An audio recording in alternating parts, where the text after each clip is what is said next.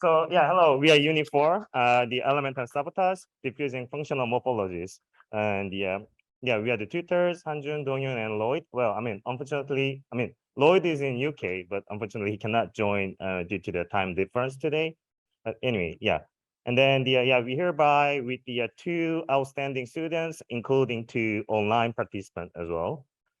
So, and then, because of the, one of our tutors in outside of Korea and two online students over there. So we worked in hybrid as well. Anyway, our agenda was kind of like, he gonna explain as well, but from last year's experience, which focused on creating a design driven by happy harmony between utilitarian architecture forms and culture-based aesthetics. Our unit came up with the following bold statement: form reflects function. So this year, the tutors identified 4 basic functional elements of architecture that might manifest into different forms in varying cultures. We thought that machine learning process using 3D GAN elicit some clues to what the most probable forms of support could be in Korea. For example, this picture reveals how different columns were used for support throughout different eras in Korea. Analyzing the probable morphologies of these functional architectural elements would provide insight into how Koreans reflect functions into forms. To control the parameter, students were asked to define their functional elements to confine and target specific morphology type. So according to the functional elements defined by students, data was collected and converted into the 3D modeling, and these the 3D model were and then categorized and pre-processed and then put into 3D GAN for the morphological generation.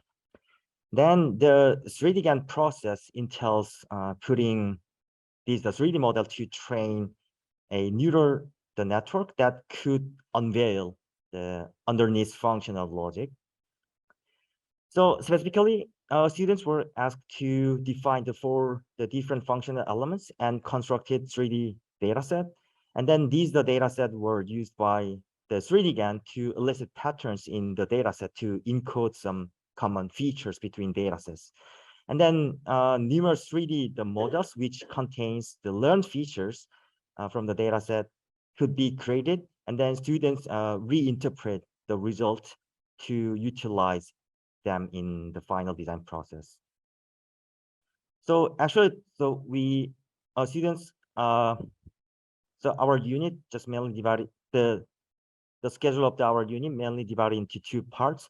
So in the first phase, we more focus on the defining the functional element concept, and then collecting and generating the data set. And then after the midterm, we started the train the 3D GAN and then use the results for the final design the output. So here we have 4 teams in total, and the resonance, moving parts, circulation, and temporal encounters. And today we're going to present back to back, so which means 2 teams will present and 2 teams will comment, like 15 minutes each every time. All right, so let's start with our team 1. Hello, I'm Minji. I'm Harin, and you're Yali here from Unit 4.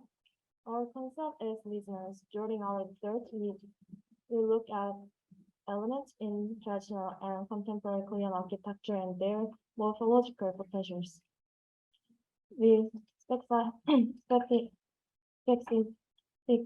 investigate 3 functional elements that we believe are essential to the architecture system: learning, support, and opening. Through collecting existing models and running a deep learning program through 3D GAN, we explored the potential of redefining the elements by observing the resonance that exists in Korean architecture across time and space. We expect a new system could come out eventually from our learning in the Korean, in the listeners in elements.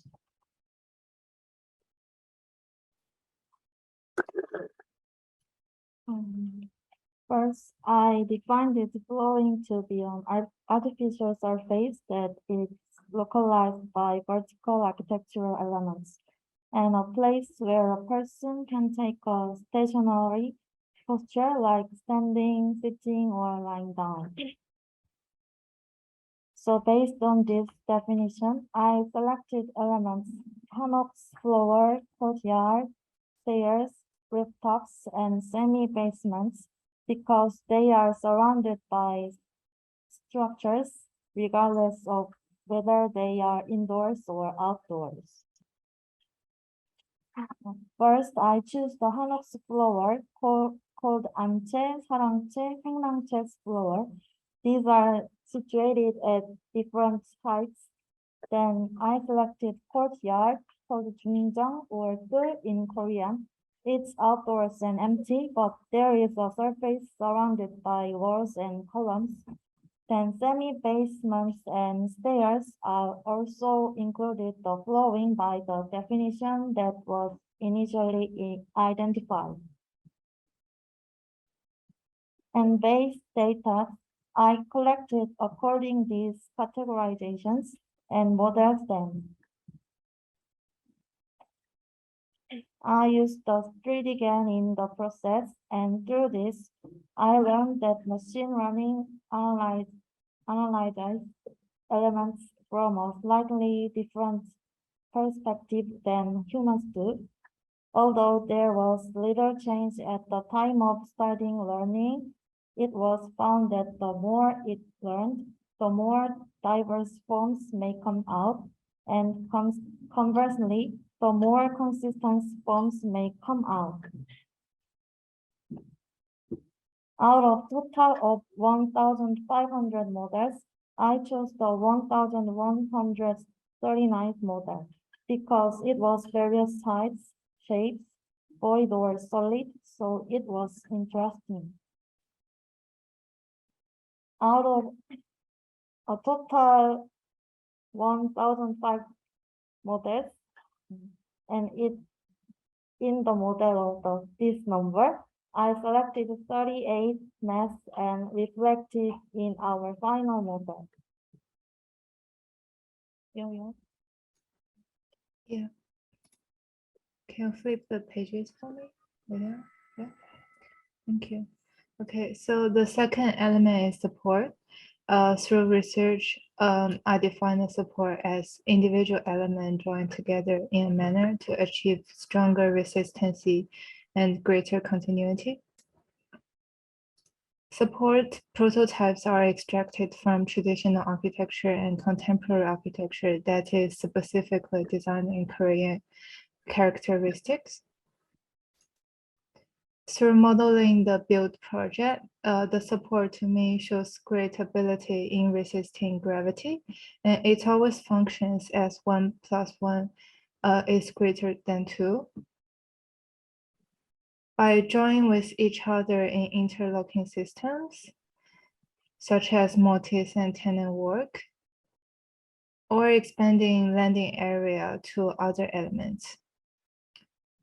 Support achieves a stronger resistance and greater continuity by cooperating with each other in a specific manner.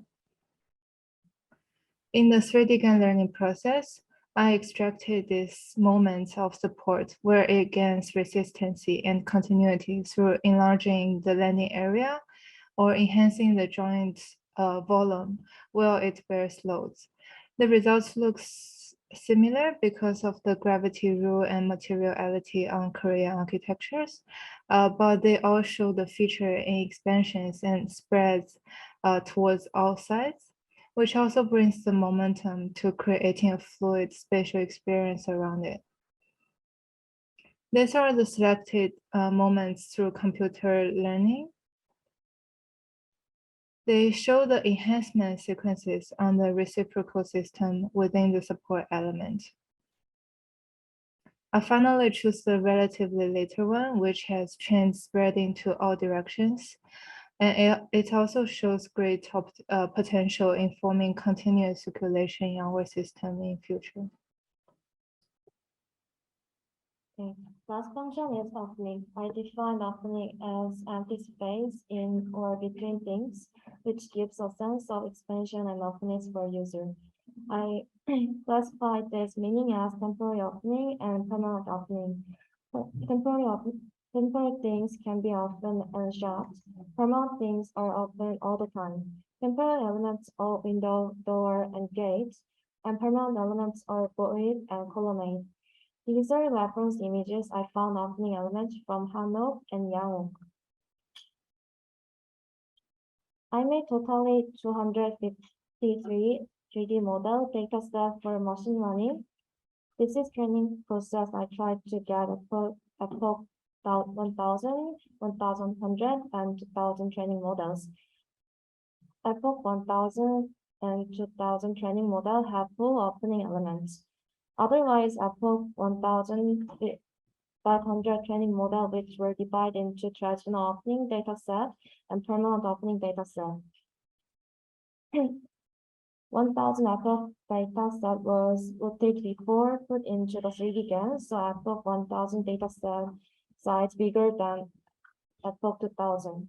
Epoch 1000 shows more variety form of opening, but Epoch 2000 shows more clear form. Epoch 1500 dataset grouping as residential opening data set and permanent opening data set show more clear form rather than not grouping data set output. This grid catalog is selected output. The reason why I chose this wizard, but this data set shows interesting variation.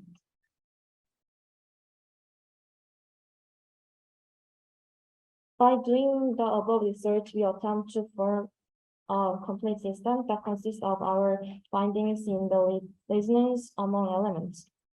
We believe there is a great potential in fluid spatial qualities which can form a Korean characteristic ambiguity in spatial experience. These are our combined model of concept expression by layering, flooring, supports, and openings at potential overlapped volumes. The internal and external space are merged or together, and the boundaries used to define space are both blurred to continuation in spatial experiences. Separate elements sustain space between flowing and openings. Meanwhile, it maintains the fluid continuity from outside to inside and back to the outside again.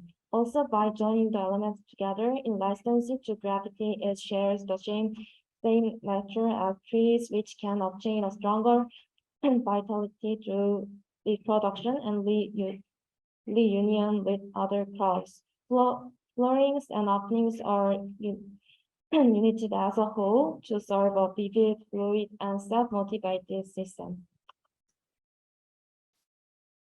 Flooring is the habitable foundation of the system. It flows in different levels to contain activities. Programs cross levels and locations are connected through floorings. Supports transfers loads from levels to grounds through adapting themselves into varied scales and branches form. They support loads of the system through uniting each other to obtain greater resistancy. Openings existed in the liminal thresholds. They allow the system to have a sense of passing through. In a continuous circulation, openings open up the spaces horizontally and vertically. In this way, the system unites the spatial sense ambiguously. This image shows an impression of how the system works in a cluster where more natural elements are added. And thanks to that's our presentation. Hi, I'm Layang from Uni 4, and here is Eddie and Isabel. So we're gonna focus on Korean traditional elements in our chapter. Opening, supporting, canopy. And I'd like to talk about my definition of opening. So I define opening is a medium through which one thing moves across inside to outside. So the key words in this definition for me is exit. So on the left section, these are the opening elements that people define in the building. It includes doors and windows or stuff like that. On the right section, I thought it would be opening elements that building define by themselves. So in my project, I'd like to figure it out from building's perspective beyond human-centered thinking. So yeah, so this research informed the creation of models which are used to be an input data set of 3D GAN. This data set is made of a variety of different chimney in Korea. And we can see on Korea modern apartment chimney, which looks familiar. So these are abstract shapes of chimney. Yeah. So, yeah, and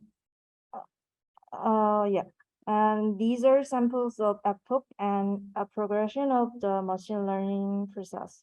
As you can see in in this picture, it shows many types of holes in chimney. So this is a GIF image showing three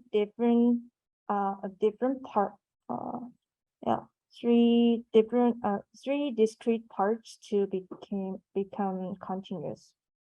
So through this project, we can see the abstract shapes of chimney, which represent simplified modern Korean chimney.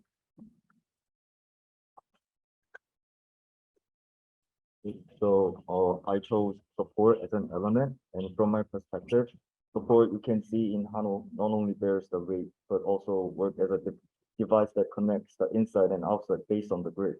Therefore, I define support as elements utilized within the primary grid of the building system that also create a fluid boundary condition between the interior and the exterior. The void that forms between the columns work as a frame connecting in and out of work, Hano, and Korea has traditionally emphasized exchanges with nature. According to my research, the role of the pillar based on the grid strongly serve a void for communication with the outside, and I started collecting visible data based on this new definition.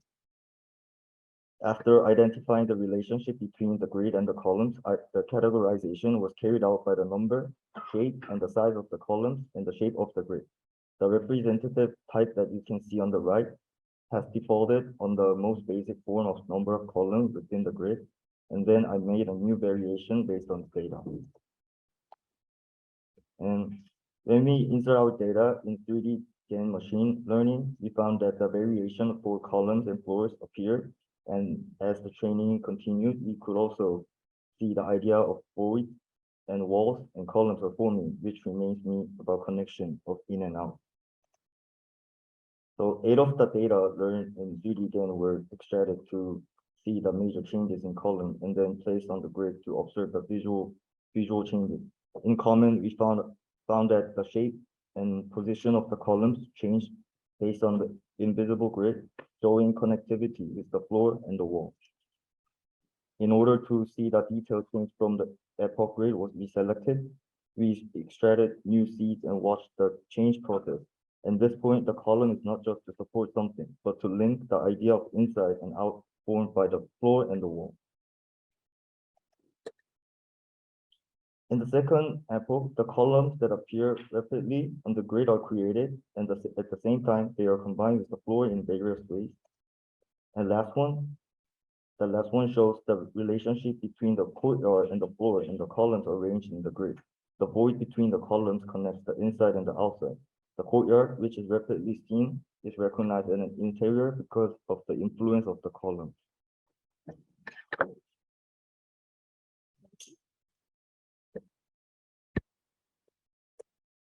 So to me, I defined canopy as a overhead projection with the primary function to cover and to provide shelter rather than to enclose. And I chose this definition because I was seeking to differentiate what a canopy is from a roof, as to me, a canopy is an element independent of a superstructure, and it has a temporality to its usage. And the key word here for me is to provide shelter. So to better understand how this functional morphology materializes in Korean architecture, I took a tour of several Korean cities using Google Street View. Some of the morphologies I observed as being quite unique to Korea include like the large crosswalk umbrellas, which like outside the university, the outdoor covered escalators, and then my favorite, the green polypropylene awnings, which are attached to residential buildings. They exist in a huge amount of variety, and once you start to notice one, you start to notice them everywhere. This research informed the creation of a variety of 3D models, which I used to feed into 3D GAN. The data set comprised of a variety of different categories, and each one sort of has their own temporality, program, usage, and sort of shelter associated with it. These are some of the indicative results of the machine learning process using 3D GAN. So they're samples of epochs, and it demonstrates the progression of the machine learning process. In this selected epoch, there were a lot of these extruded vaulted forms, which actually became a dominant morphology over the 3D GAN epochs, despite not necessarily being that dominant in my data set. This can be indicative that the extruded vault is almost like a middle ground morphology that might embody some of the key characteristics seen across the entire data set. Likewise, in this epoch, there were more extruded vaults, but there were also starting to see some of the sort of novel proportions of awnings. And then finally, in this epoch, I started to see some tent morphologies emerge, and even some results that were blending the tents and the extruded vaults together. So this individual work came together for our final project, which we titled Moving Parts. So from all of our research ideas and findings on opening, support, and canopies, we identified these three key functional words: exit, connection, and shelter. We noticed across our definitions that we had sort of in common these ideas of movement and threshold, directionality, and temporality. And so this was all used to derive a new definition for functional morphology, a system of human and material transit that allows for its primary structure to reflect the temporary nature of its function. This definition led us to articulate compositional rules based on the functional relationships between the three elements. Support elements function as the connective scaffolding that lays literally the groundwork for defining movement pathways for humans by determining interior and exterior spaces through the presence of or absence of boring. Canopy morphologies are located affixed to support exclusively over exterior spaces to shelter the movement space for humans, not to enclose interior space. And then the chimney elements allow for movement of material exhaust from interior to an exit at the exterior, and they should be visible and expressed. From this, we then begin to sort of manifest an architectural outcome. This is a composition combining three functional elements and that were generated from 3D GAN, and overall embodies the functional elemental morphologies of Korean architecture. This is a breakdown of how we created our 3D model. The chimney models were stacked together to form a continuous pipe, which became a core. This allowed for centralized movement of material exhaust. The support structure was then arranged around the core and connected vertically via the columns to make an individual element. Then additional chimneys were located at each support and linked together to accommodate air circulation. Finally, the canopies were located throughout the system to guide the direction of human movement and to protect human movement from the exhaust movement. To emphasize each functional element, we did not intentionally change the size of the voxels when we changed the relative scales of our elements to create our model. Our canopy and opening elements were affixed in relation to the support, as I mentioned, but were done so in dialogue with each other as opposing but also related elements, because, for example, a canopy cannot cover a shelter exhaust without disrupting its function, but we wanted it to be related in that a canopy would redirect the exhaust away from the movement of people.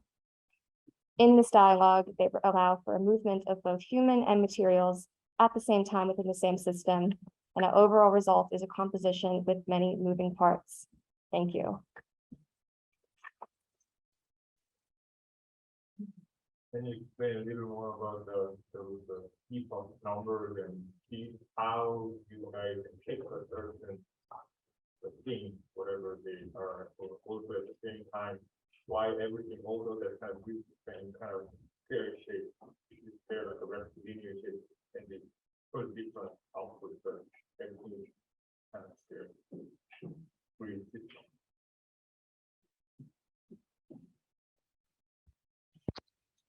Actually, so 3D, the trained 3D model can generate just infinite alternative. So just grid system, just some the basic, the representative way.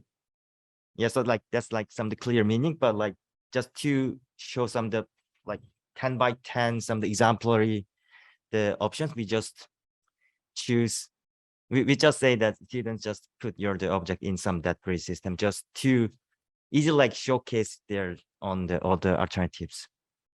And then what does the machine learning really do in the design process? You just make a variation, like a bunch of the possibilities, or like you can't. I mean, I can't really say these kind of. So you guys, like, basically, the designer, the students just pick a certain thing, whatever they like. I think in aesthetically, they pick some of them, and then my question is how machine learning really creates something good to designer or to people, whatever, who visitors or whoever users. I mean, what is it really doing? so actually, so all these the two groups start to with some defining their own the notion of what's the canopy or what's the support or what's the flooring. So the reason why we choose some the defining this the terminology is that so support has some the form, and like support could mean some the column or the beams or some the other or the elements, and then that the form entails some sort of like function, some the spatial function.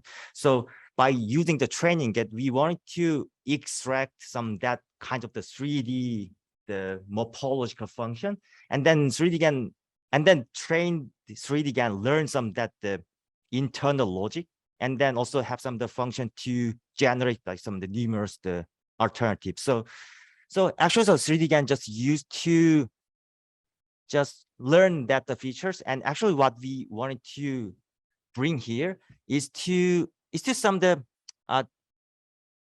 chances to discover some of the unrecognized or some of the hidden patterns we haven't recognized in the previous or the traditional architecture. And then the variation, the grid could also give some the catalog. And then, as you said, it's a little hard to say, but students have some their own the design process or logic or some the spatial quality, and then based on that the logic they could some choose in that the catalog to utilize it for their design concept. So I totally agree with your main thinking idea and that kind of stuff. But if I just want to ask, like, what if you need to translate or you need to explain this kind of idea to the general person or like high school student, rather than using term of the internal logic we cannot really understand? Is there any way we can understand our term of that internal logic? So yeah, actually, so that's like pretty good point here. So actually, the main problem in this the deep learning the era is that there's like there's not some the link or some the relationship between how machine understand and how machine understand how machine perceive, and how human perceive or how human understand. So to bridge this gap, we just kind of reanalyze it by the observing the output of the 3D GANs. So I think there's no like clear answer, but this is some the exercise to see that some the common aspect. Yeah, let's say.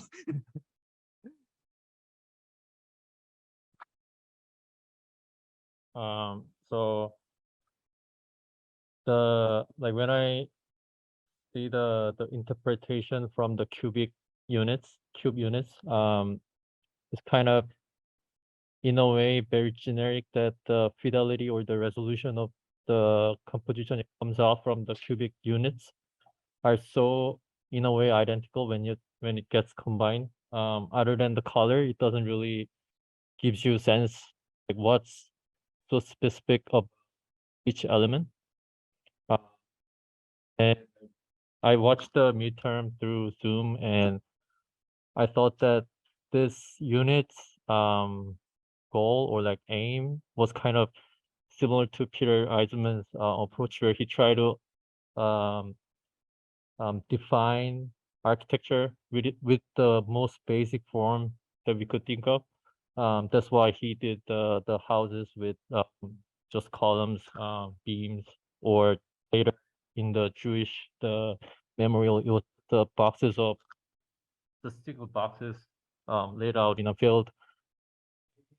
When you try to define elements through the cubic, I guess cube, it kind of loses the elements resolution. Maybe it's finding a way to define surface or define a space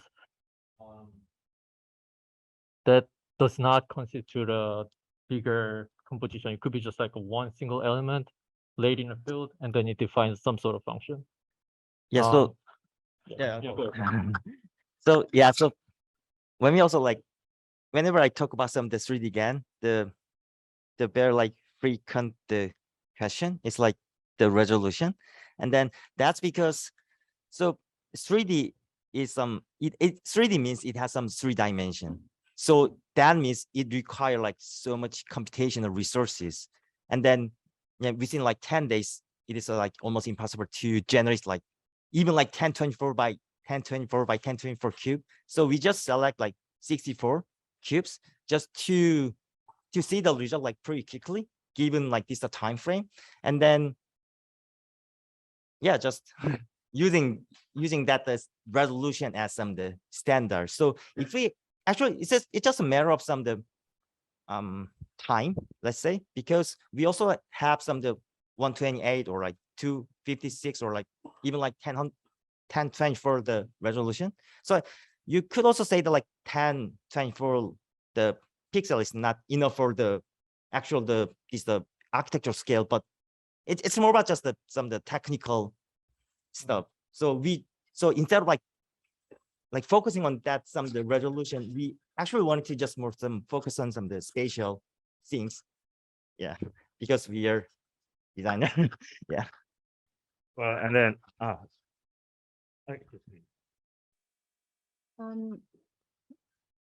The first time, I mean, I've been seeing 2D GAN for quite a long time, and then I suddenly see the 3D GAN that I think a couple of years ago, and that was on the work done by Emmanuel Go, and that was tiny chair, and he said like huge computing power required just to machine learning with this little chair. Then when I see today this kind of structure already, architectural looking structure, is quite scary for me, because it happened within 1 year's time, this kind of development. So my question to student and tutor is that what are you expecting in 10 years time?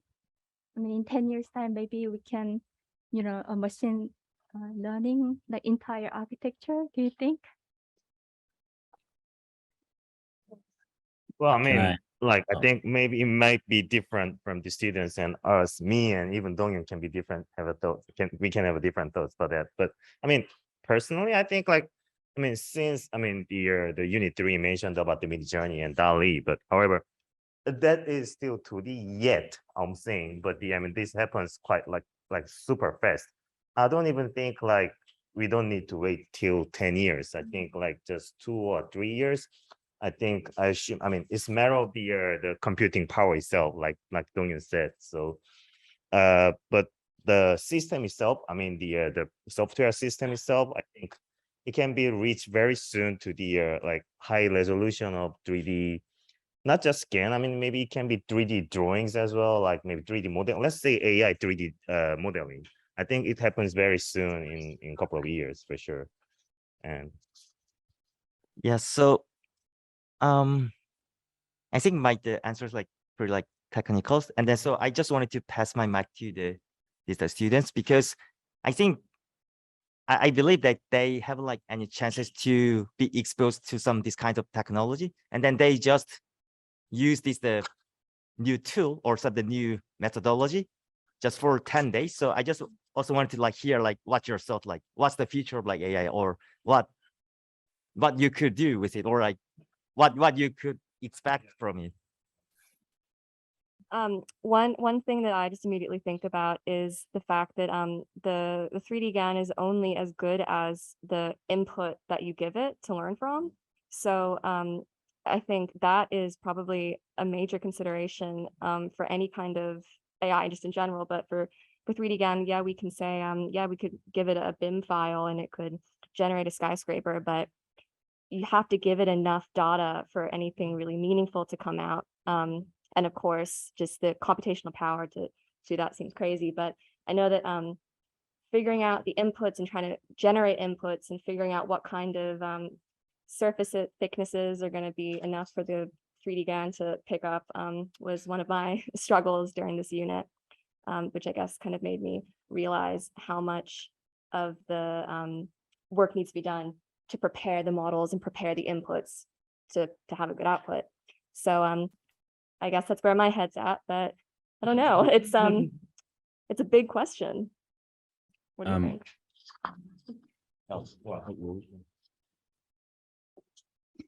Lloyd, are you there?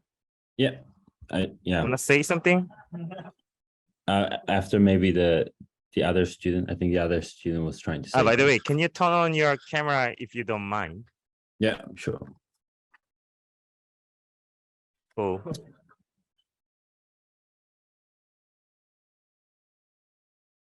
Yeah, I mean, do you want to add something? I just had a couple things to add from the previous comment as well, because I think what we're trying to do is not to almost generate architecture as a whole, but as an assembly of different parts. So I think I don't think it actually evolved that much from the basic unit of a chair, so to say, because we basically analyze or we localize architecture into small elements. And then I think the students or the designers really try to figure out how to compose them into an assembly, which I thought was quite an interesting part.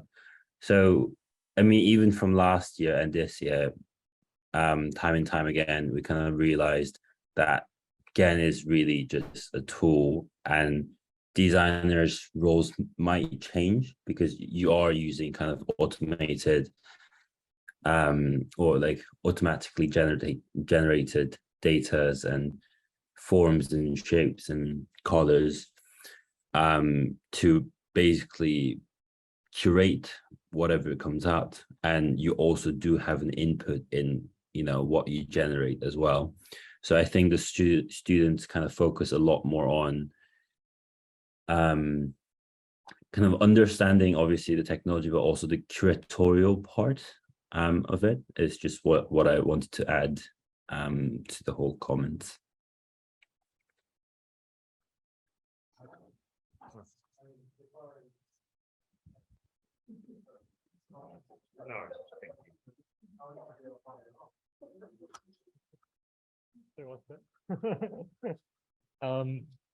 Yeah, thank you very much for the presentation. It's really impressive. It's actually my first time seeing 3D GAN in real life. I didn't know that it's actually learned from like a coordinate like a compound coordinate system.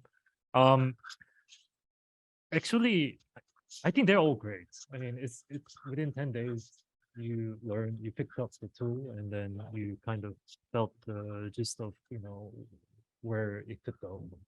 So that's already incredible.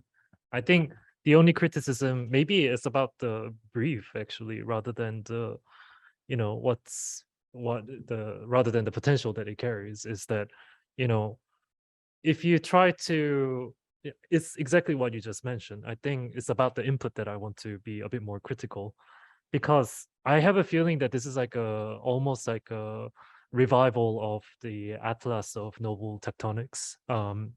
And it still, it transitions from, one rule-based systems to another geometrical principle that already exists, and therefore is very much predictable in terms of, the ranges that we can see. So it still deals with the quantity, it still deals with the, frequencies and the repetition and the density in terms of like a rule base, and it still deals with the geometrical principle of like a top down and bottom up, in terms, at least from the, the visual perception of the outcome. So I think in order to fundamentally like challenge the elements that we want to test out, I don't think we should like marry between elements. I think we should actually marry between architectural element and completely something unexpected, that's not perceived as architectural feature, like a cloud, like a tree, whatever, and then see how, if that marries with the floor or the column, and then what does that become then? Is it something inevitable? Is it something that we engage completely differently? I don't know. So I think this kind of cross hybridization culmination is like a really important question as an input, because I think everyone notices that at with the current techniques that you are testing, it has limits to the scale calibration, that therefore everything looks similar as an end result, because you have kind of fine refinement at elemental scale, but when you patch together all the messing, because of the constraints that you have, it looks like an array of all these variations. So therefore it can only go so far. So I think just focusing on like a one elemental principle becoming like completely, I don't know, like mutated, it will be already super interesting. So yeah, I mean, but it's really great to see the potential. Thank you. Yeah. Yes. I collect the logical way of doing in the process, and also the all kind of, how can I say, the grid. Grid give some kind of potential to make, how can I say, some variation or some kind of wide scope of element, which means can imply from elemental sabotage, I think. So, but I think by doing that, you can get some different kind of some perspective or different kind of characters of each element from those kind of exercise. But what you guys need to more, I think for the final proposal, you have to think much more what is elemental sabotage, Final proposal, you are just cling to the existing or current element properties, because you are using column as column, you are using flow as flow.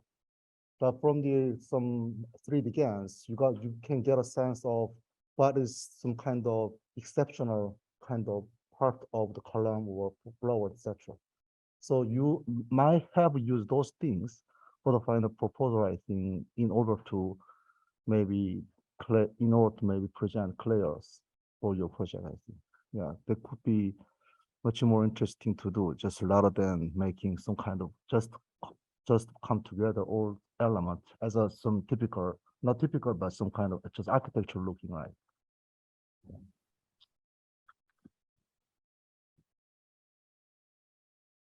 Thank you.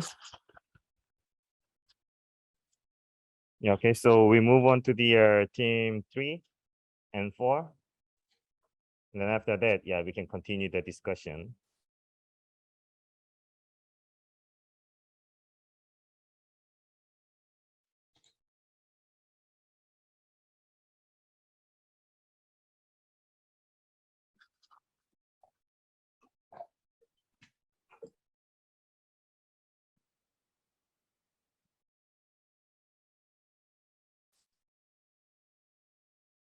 We're gonna start with the Zoom member, Jiaxin. Yeah. Hello, everyone. We're Group 3 from Uni 4. We are Jasin, Haejin, and Kite. And the title for our project is Circulation. We start the project with defining the concept of canopy, support, and flooring. The first research element is canopy. During the research, it was noticed that the tile roofs that traditional Korean houses use perform better protection function due to the assembly of clay tiles. Therefore, the definition for the canopy could be an assembly of overlapping repetitive architecture elements that create a shelter space. And these are the pictures from both Hanok and Yeongok. And here are examples of tile covering roof shapes that model from the president, including different shapes like U shape, square shape, straight shape, and also double layer shape. And this is all the input 3D dataset models. Here are some interesting intermediate moments generated. Some common features like the pitch shape of the tile applied roof shape can be recognized. The changing from within each grid can be seen, and among them, the grid from left corner shows the biggest span of the different forms. So within that grid, the most different shapes are chosen and generated the visual process of how the changing happened. In this way, we can find some distinctive in-between moments.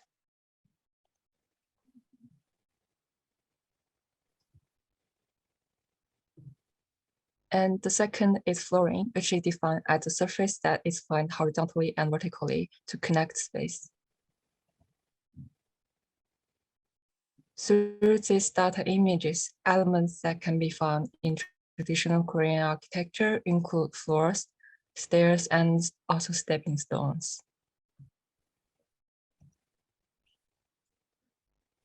The Daechon shown in this model is the largest floor, which serves as a living room that connects between rooms and also inside and outside.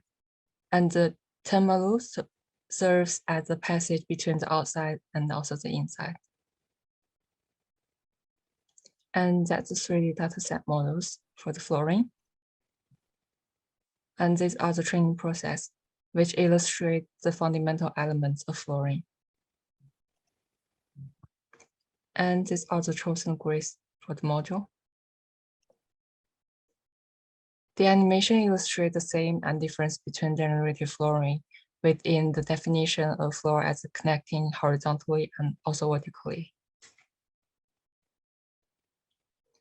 The last element is support. The definition for the support would be assembly of components that resist to gravity in a diagonal manner. In Korean traditional house, there are various types of rafters, and in Yeongok, sometimes they also use iron members for the construction. And here are examples of various support models from the picture president. This is the input 3D dataset.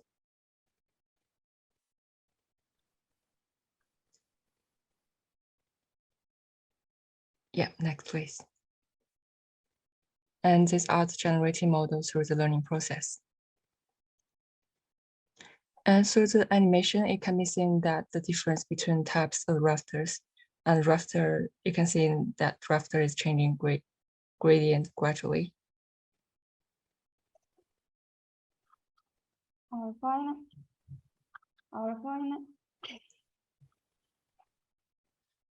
final concept is composed of these predefined elements, a system of varying degrees of openness and elemental overlaps. Within the system, different functional elements usually intertwine with one another to create a fluid sense of inclusive. We thought about the intersection of common features between the definitions of each element. The characteristic of its definition is that the canopy creates a shelter shape, a space. The flooring connects the space vertically and horizontally, and the support resists gravity diagonally. It was thought that the definition of these elements creates a law in which one element connects the other two. Flooring connects the canopy and the supporter.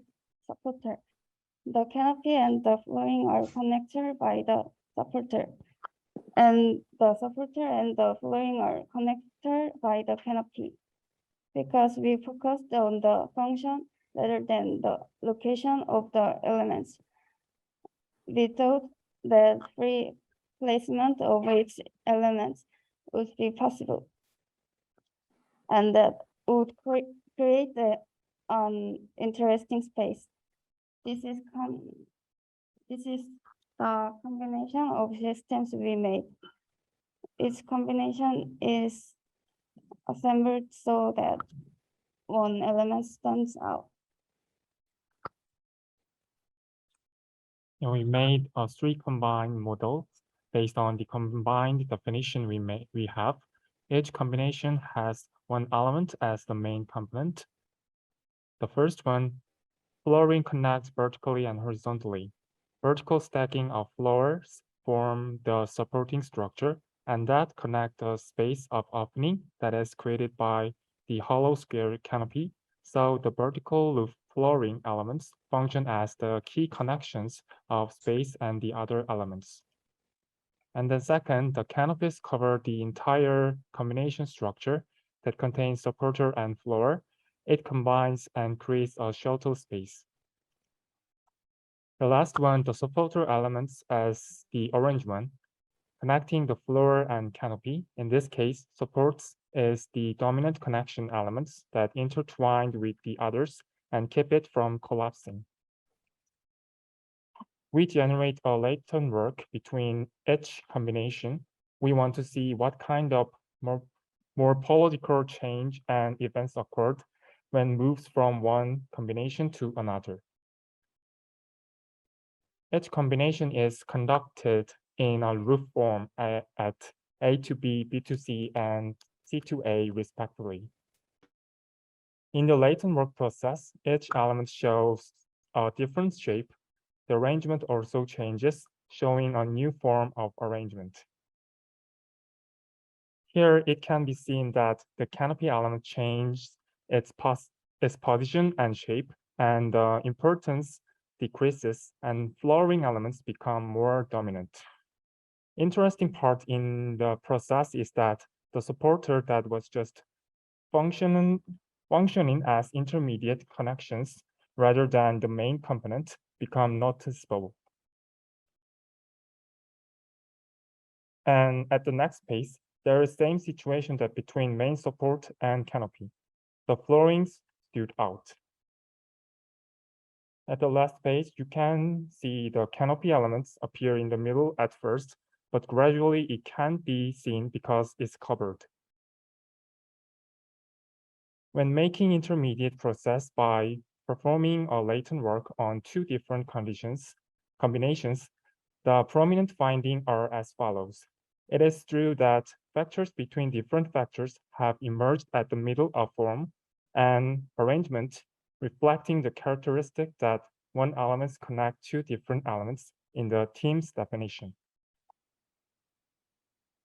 Lastly, the 3 combinations are placed as an enclosed path and fill in the latent models that defined by the 2 adjacent combinations. We can see elements of combine that have different shapes and different placement, but maintain main function and definition. Thank you for listening. Hello, everyone. We are team 4 of Unit 4, and we consist of members me and Kim, Yoon Kim and Sola Yu, and today we would like to start our final presentation. And our project is called Temporary Encounters. So we chose three architectural elements. First was the canopy, the second was the opening, and the third was the floorings. So we'll look at each of these elements that we discovered in this order. So first of all, we started with canopy. We first had to redefine our own terms. So what we thought what the canopy was that it is something that creates a shaded exterior shelter below for temporary stay. And it shouldn't be bound by more than one surrounding surface wall, so that it creates a sense of a temporary stay, which kind of contrasts with what a roof is. So the main point of a canopy is that it creates a more temporary stay. And to study what a canopy is, we have to look at several sets of data that is based on Korean canopies. And as you can see, there are several forms of what a Korean canopy is. And based on these findings, we had to 3D model all of the several types of canopies that we could find in Korea. And we created this set of data set that contains these several canopies. And we trained the machine learning algorithm based on these several sets of data of canopies. And we chose three major sets of forms that the machine learning kind of came up with. So these are the three major forms that we discovered. And each term is, the first one is the epoch 1394, the second is 1819, and third is 1884. So if we look at each of these canopies, the first one you can see is a canopy that kind of forms something that kind of looks like a table, but then it kind of ends up looking like an actual solid box. So we kind of wanted to discover what process that this kind of follows to become kind of basic form of table into a real solid. So we put this into the machine learning data to see what process it follows to kind of come up with that final form. And if we look at the whole overall process, you could see that it kind of extends a single pole underneath to kind of provide like a structure. And then the canopy kind of forms from a box shape into like an angled shape. So you can see that canopies can become into several types of forms.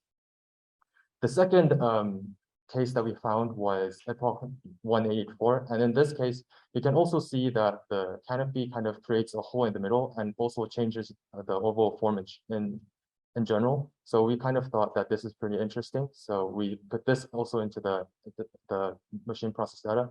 But in this case, we kind of expanded the whole data set from 100 to 400 to create a more wider data set so that we could find more various forms. And the whole process of this, as you can see, is that the overall axis of the direction of the canopy kind of changes as the process kind of continues. So in this case, you can also see that the canopies can kind of change their axis and direction, judging by this environment. The final epoch is as shown, and you can also see that it turns from a kind of a vague, transparent kind of structure into a really solid structure. So we also want to see what kind of process this follows. And following the same process, we trained this, and then we could see that the structures underneath don't always have to be a pole. It can also be some types of walls underneath. So these were our findings of the canopies. Moving on, we also looked at the flooring elements as well. We first had to redefine what a flooring was, and we thought that the flooring is empty and flat surfaces that mediate indoor and outdoor spaces. And if we look at several flooring data in Korea, you could see that there are several various forms of floorings in Korea, which also really kind of includes the traditional Korean floorings of Chonmaru and several others. So we trained the data based on this 3D models that include all these Korean traditional forms of floorings. And we created a data set and we use this to train the model. And as for the canopy, we also did the same for flooring. And we came up with three major cases that we found the most intriguing. And we will look at each of them one by one. the first example was FO 884, and you can also kind of see how the form kind of turns from a vague kind of model into a solid box. So we want to see how this process kind of forms. And the second epoch was also kind of similar as it kind of changes from a transparent form into a really solid form. But the most important aspect of this case is that, as you can see, the flooring kind of expands, and also as the flooring expands, the structures that surround it also kind of expand that kind of boundary. So we wanted to also to see what process this follows. So we expanded our data set from 100 to 400 to find more various forms. And looking at the process, you could see that as the flooring kind of expands, the structures surrounding it kind of also expand to match the boundaries that the expanded floorings kind of create. So in a sense, you could think that flooring is not always just a flooring. It could also include the several structures that kind of surround the floorings. And we also kind of wanted to look at this specific case in a different view. And what was kind of intriguing in this particular case is that, as you can see, the flooring isn't on the bottom surface; it's kind of levitated above. So it kind of breaks the overall expectation that people have that floorings always have to stick to the surface. But as in this case, you can see that the floorings don't always have to be on a surface, and they could be floating above. Moving on to opening, we redefine opening as an open space between elements and elements, and it is also a passage that light and scenery can go through. And looking at several cases of openings in Korea, we could see that a lot of Korean traditional architecture kind of include this type of openings, from these traditional door entrances to several kind of indoor spaces found in Korean traditional architecture. And we also created a set of data that contains all these new types of openings in Korea, and created a data set as well, and trained the model with the same process. And as you can see, we also came up with 3 major sets of examples that we kind of derived from this whole process. So the first example kind of shows how a vague kind of form kind of turns into 2 sets of walls that also create an opening. So we wanted to see how this kind of process bears fruit of this type of outcome. So we trained the data as well. And as you can see, this little part of a wall or a door kind of changes into a new kind of wall. So in a case, you could see that the openings of a wall can turn into a larger size of a wall to form a new type of opening. The second case also, this particular case kind of shows how a flooring can also be a major aspect in openings, because as you can see, as the process kind of progresses, you can see that the bottom flooring kind of expands with the opening. So to kind of visualize this, so as you can see through this visualization, you can see that the several structures that kind of create the opening, as they change, you could also see the floorings also expand, matching that kind of change in openings. So we thought that the bottom floor slabs in architecture can be affected when openings kind of change. So based on all of our findings, we thought we should come up with a comprehensive system. So we returned to what we redefined from our elements, and we kind of came up with several keywords for what we thought what a canopy was. We thought that the major function of it was that it is a temporary. The major aspect of a canopy was that it is a temporary aspect, because it creates a shelter with a surface above that only creates like a temporary stay. And the second element, flooring, we thought that the major function of the flooring is that it kind of mediates the spaces in between. So it kind of creates a mediating space between the indoor and the outdoor elements. So we thought the major function was mediation. And also for openings, we thought that since it kind of creates a passage that people could kind of go through, So we thought that the major aspect of the openings was that it creates a passage. So from these derived functions, temporary, mediate, and passage, we thought that the comprehensive system that kind of includes all of these functions is a sort of a pavilion that forms a temporary relationship between the user and the space that challenges the surrounding physical boundaries.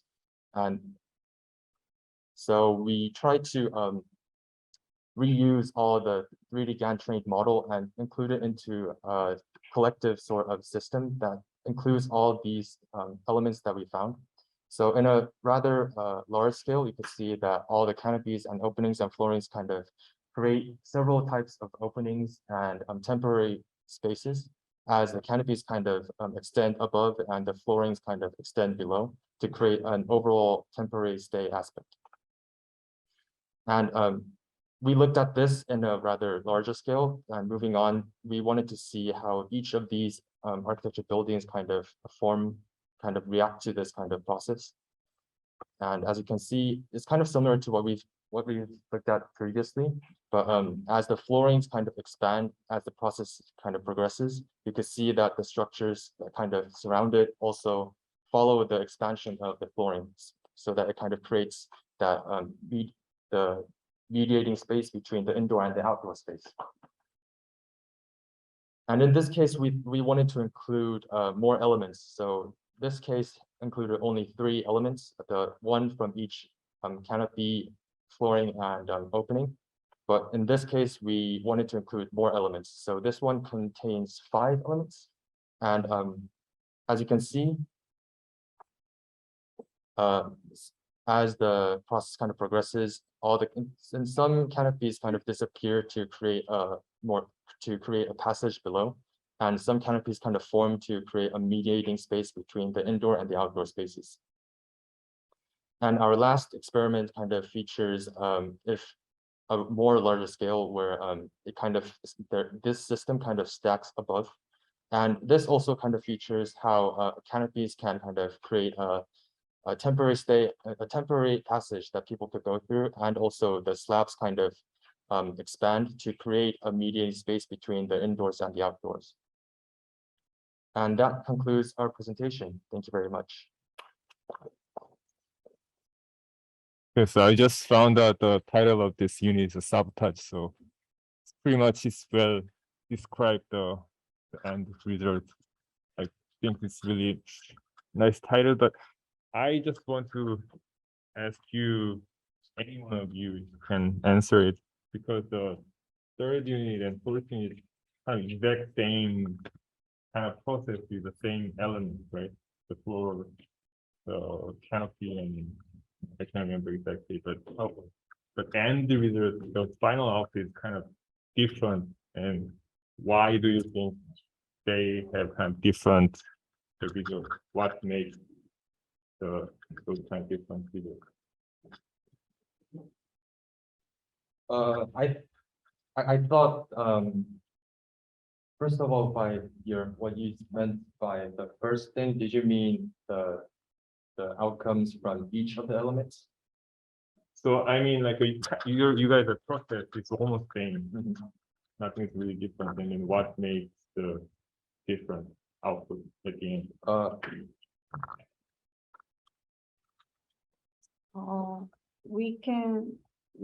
Our output is a video, and through this video we can find inevitable and experience space, so it's meaningful in this project.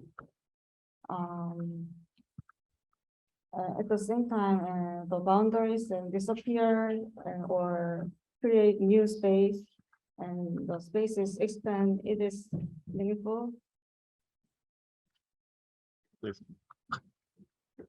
I think the major the aspect that kind of creates a difference is the set of data that the 3D models that we input into the whole algorithm. So basically, because the machine learning creates these outputs based on the input data, I think one of the major aspects in the differences is the 3D models that were put into the machine learning process. And also, maybe because each of our definitions are based on our own opinions, that kind of shapes how we choose what models that we want to train. So I think the major differences in the outcomes are from how we redefine what we thought what element was, and what examples we chose to kind of feed it as a input to train. Did I understand you? Yeah, so basically the you guys' taste or your perspective kind of like make this kind of this difference at the end. But Yeah. even though they look kind of different, but anyway, to me, like a glimpse of this kind of the result, it looks like just like something really sabotages whatever that is. It's not really different actually, kind of just thing, whatever, like an exploding thing or floating around thing. So what do you think about this, the design process? As a design process, As a design process. not like a experiment or something like that. I mean, designing experiment anyway, but I'm saying as a designer or as an architect, what do you think about this process? Well, I mean, looking at the faces of our tutors, I think they already kind of get a sense of what I'm going to say, but I'll be frank, I had several, I questioned a lot during this. I think I was the person who would ask questions about this process. But on one hand, I think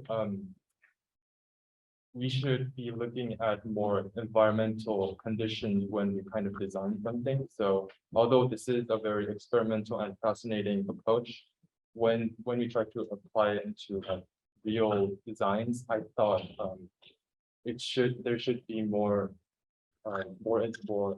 realistic features to kind of fit into when we do this kind of process. But on another way, I thought that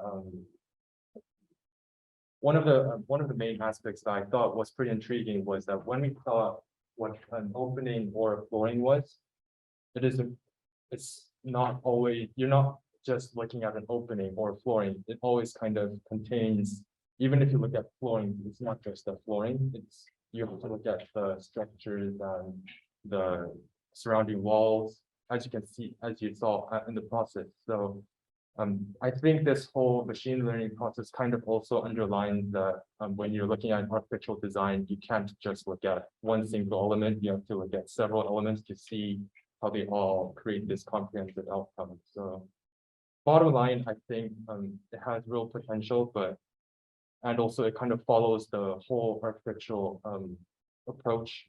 So I think there are also more aspects to kind of consider when you're trying to implement it into a real design process. That's my conclusion.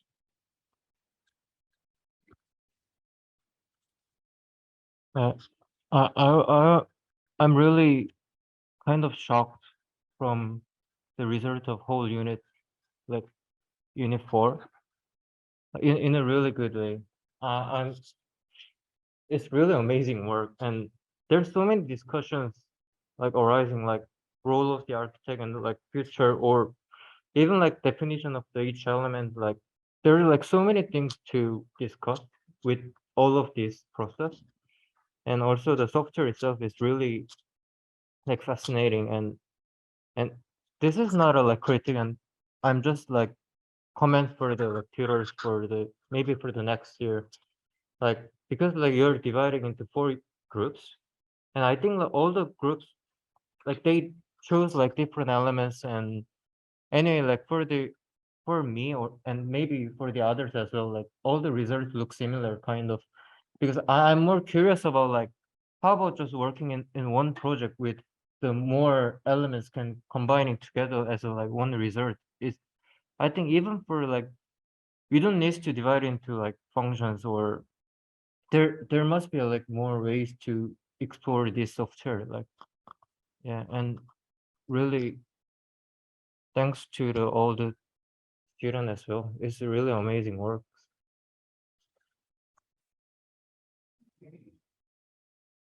Thank you all for amazing presentation. I think I can just add on to J-Hop's comments and many other critics' comments. it's really fascinating as a tool. And, to be honest, like presenting iteration, your arbitrary choices is like, come on, whatever, who cares? But, like what's really interesting is actually your intuition of choosing why you think that iteration is, interesting for you, because I think you had a tendency of choosing something in between, something that you've seen in like a polarized manner. And having said that, the limitation of the tool works for your like in advantageous way for you, because I mean limitation, what I mean is the current resolution and the flattening of the materiality, and the fact that it's only concerned with the morphology, it's not really concerned with the physical property or the structural property. So I think, but as architects, we can recognize a form and suitable techniques that actually can be coupled with it. So for example, when it's up to designing canopy, we already know certain techniques like tension fabric and tiling, cantilevering, column plus beam, arches. So when we see this kind of in-between moments, like then can we actually jump into the next design phase, inspired by the AI's suggestion, and actually start creating this like mutating features of what the next canopy can be, hybridized form of canopy can be. Maybe it is actually marriage between the 3D GAN plus the mapping of the structural, gradient map, and then actually the style GAN marrying the visualization of these, the structural features or the fragmentation of the components. Who knows? And same goes for the wall and the openings. There are a million ways of, material combinations and the aesthetics that it can create. So actually currently, the cloud points, low resolution cloud points works for your benefit to actually imagine even further as a, serious architecture proposal that can actually come out from this. I have no idea about the, the future design process that this technique and AI become so smart that you don't even get to choose that. They already, select the marriage for you and you just have to live with it. But it is a really exciting moment, I think, because it's very, the technology is at its infancy, that we can actually, expand much more from this low res image.